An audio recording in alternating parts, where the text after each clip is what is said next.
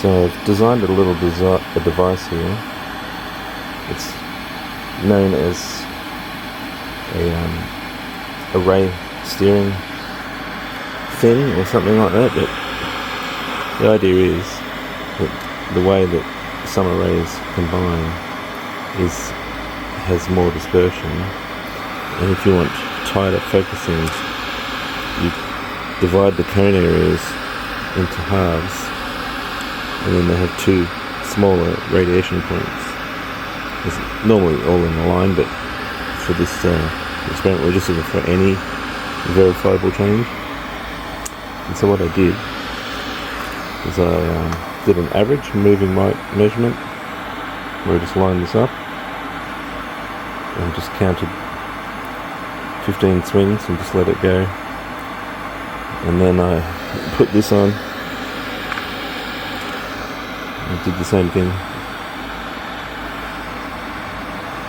but first I did 2 or 3 swings without changing the plastic to verify we had less than 0.1 variance, and then with the 2 measurements after I finished, it's not huge news, but it is a change. So here it doesn't actually look like much because you don't understand the scale yet. The red is the with the guides, and the green is without the guides. So we're definitely talking at a higher frequency. We're getting not just focus energy, but we're getting more energy in the direction we want it. And we are talking here a scale of 4 in the vertical. So we're only getting 1 dB at about 4K or 3.8K. But also, just you could say just a subtle 0.1 here, but that's within the error margin. And I don't know if this was repeating, but it's definitely causing more of the dropout after 7K, which is okay because our tweeters are doing 7K. But even if you just look at the fact that our red is with the plastic, we're getting a flatter response. And I'm also going to be printing different shaped thin pieces to see if we can't extend that light. I think these are too narrow. I think this middle circle is meant to represent the cone area of one of these. So in this case, this middle circle is a bit wider than the cone area of one of these. So these flanges are going to be a little bit more covering, which you'd think, I don't know if you can hear that.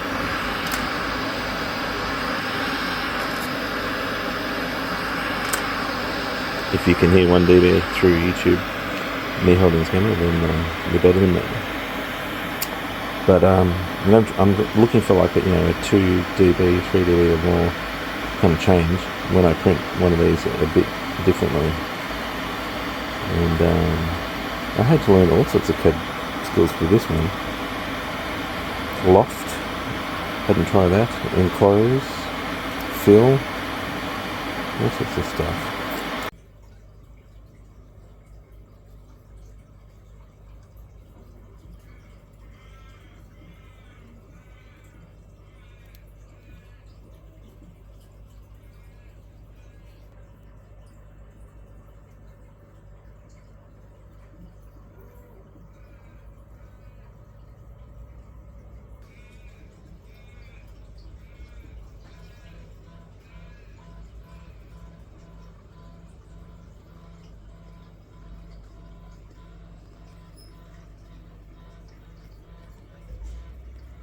So you saw me test this quickly, and also at the end I'll just put the full test, and I repeated it with various different mic heights and things like that, but this one was just the most thorough test that I videoed.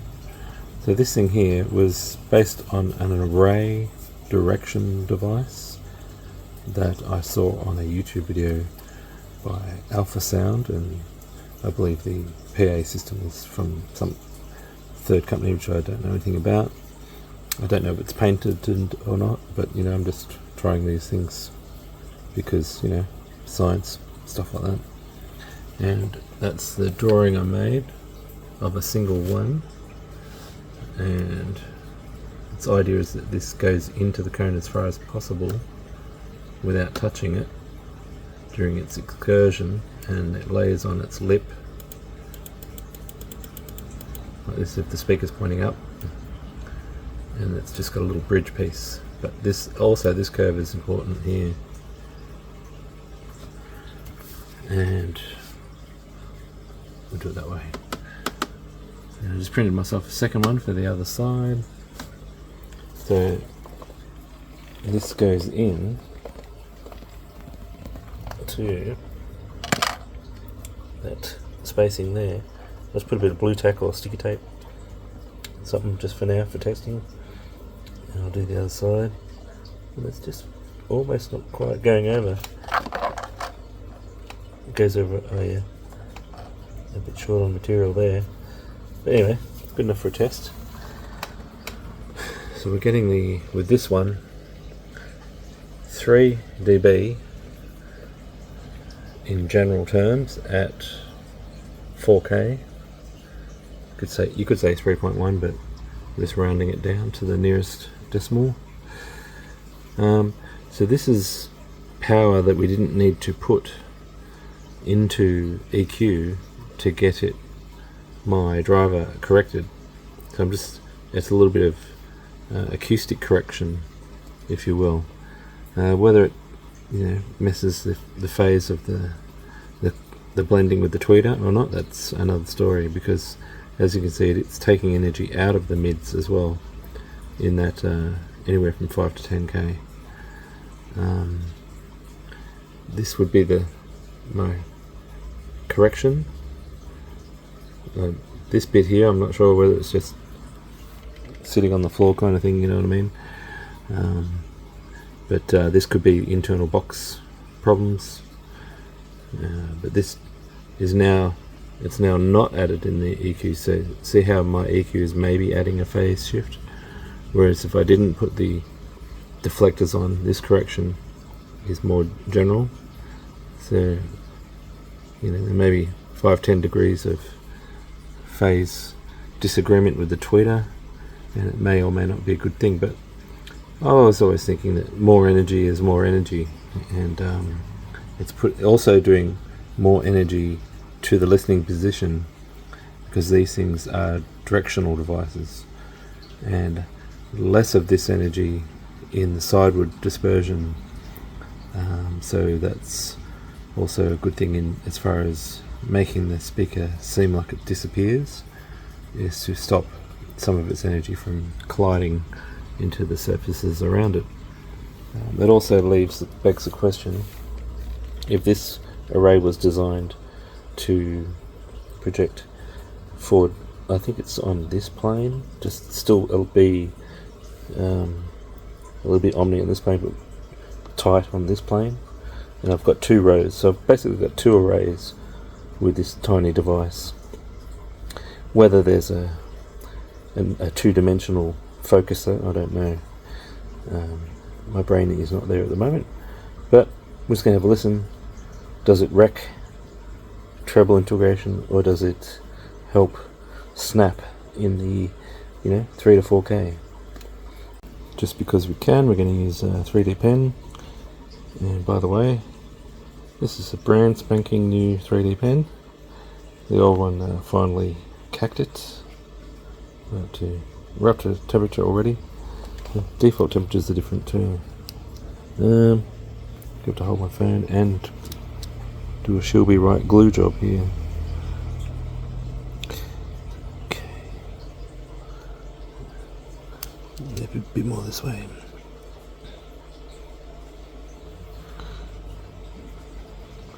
She'll be right. Here we go. Put the heat right on it. PTEG against PTEG. 1 blob. These are prototypes. It doesn't matter if they look funny. Here, another blob.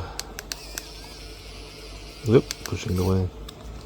Push it back while it's cooling down. Oh yeah, she's on there. Okay.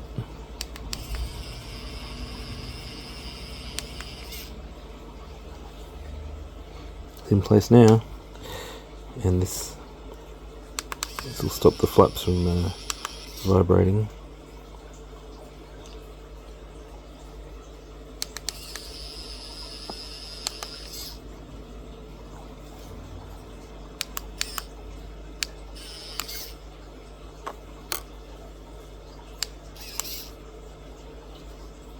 Alright, happy with that. Oh, I can actually hear it slapping, so a bit there and a bit here.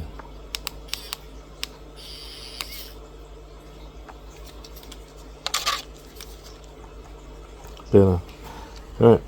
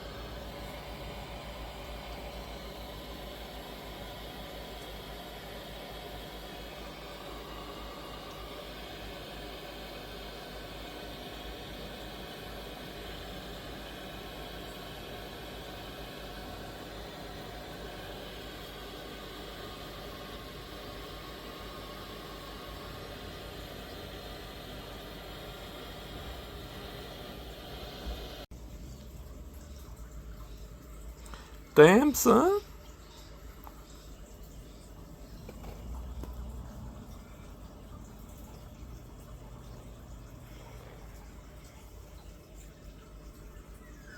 Looking schmexy. Schmexy mexy.